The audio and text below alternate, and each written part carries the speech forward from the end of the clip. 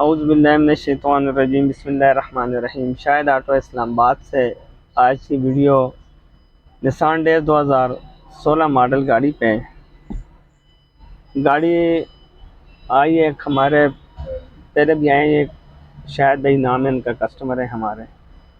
तो ये ग़ालिबन गुजरात से आए, इस एरिया से आए।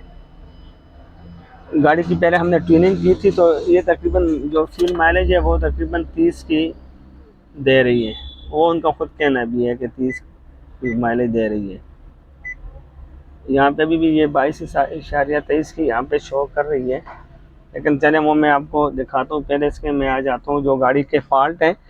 एक तो इस गाड़ी में हीट का मसला आ रहा है, और एक इसमें ये मिस फायर का आ रहा है।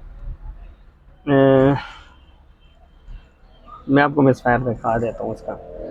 ये P0302 का इसमें कोड है, और सिलेंडर 2 का मिस फायर का। अच्छा, चीज़ ये है कि गाड़ी गर्म भी हो रही है, गाड़ी कम पानी भी कम कर रही है, और गाड़ी सुबह के स्टार्टिंग का भी मसला है इसमें। अच्छा, तो ये इसमें P0302 का code, number 2 cylinder misfire dictated storage. अच्छा, इसमें एक दो चीज़ें हैं, देखें। एक कोड एक्टिव आ रहा है, वो तो बैटरी के टर्मिनल का है, बैटरी के सेंसर का है। दूसरा जो P0302 का कोड है वो इसमें आ रहा है सिलेंडर 2 मिसफायर का।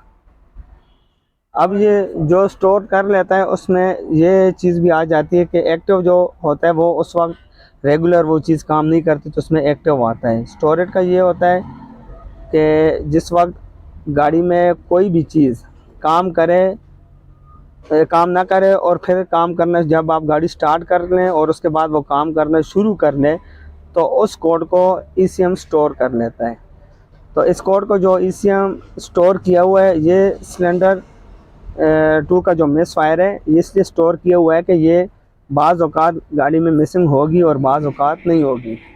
तो इस मिसिंग पे जो चीज़ है वो भी मैं चेक करता हूँ। गाड़ी के जो पानी वगैरह का मसला है वो सारा चेक करता हूँ, लीकेज वगैरह, और ये मज़ीद जो चीज़ें हैं वो मैं चेक करके वो भी वीडियो बनाता हूँ। तो ये जो कोड का मसला था स्टोर वाला, ये आपने जब भी इस तरह कोड चेक करना है तो उस वक्त हो सकता है आप गाड़ी स्टार्ट करें तो वो कोई मसला ना करे गाड़ी में, लेकिन किसी टाइम वो काम नहीं करते और किसी टाइम काम कर लेते हैं।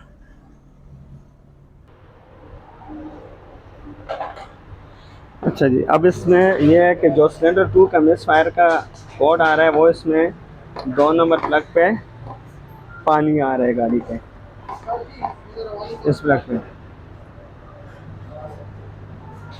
इसमें पानी आ रहा है। 2 नंबर सिलेंडर में पानी आ रहा है। गाड़ी के मैंने रेडिएटर भी खोला हुआ है। रेडिएटर अब इसमें दूसरा रेडिएटर डाल रहे हैं। ये इसका दूसरा रेडिएटर आया है, ये इसका पुराना रेडिएटर है। इसमें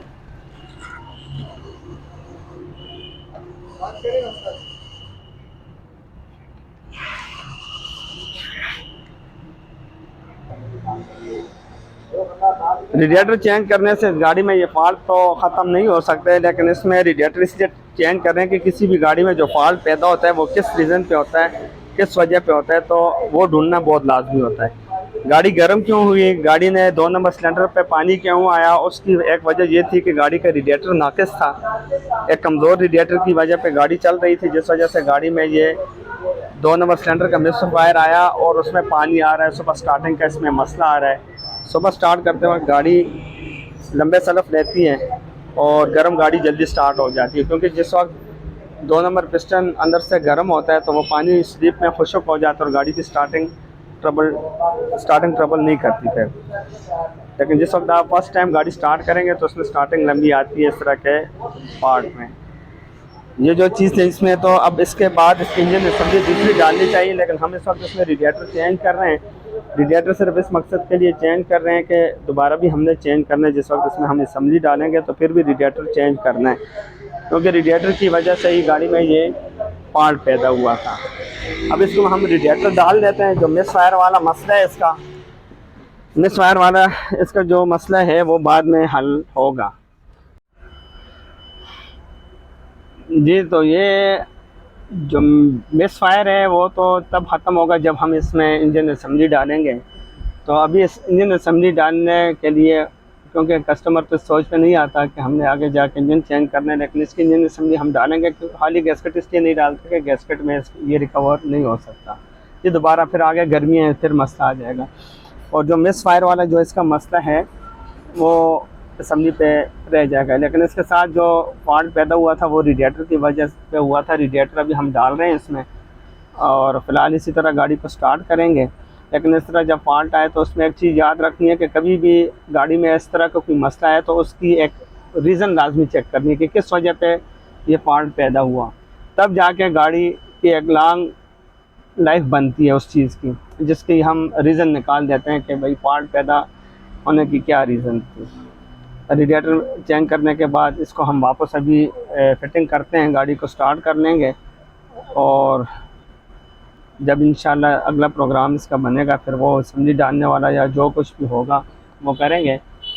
अभी तक ये वीडियो यहाँ तक ही क्लोज़ कर रहा हूँ मैं, और ये जो इन्फॉर्मेशन थी वो मैंने आप लोगों के साथ शेयर कर दी है। तो इंशाल्लाह जो नेक्स्ट वीडियो बनाऊँगा वो भी आप लोगों के साथ शेयर करूँगा। अगली वीडियो तक के लिए इजाज़त, ओके जी, अल्लाह हाफ़िज़।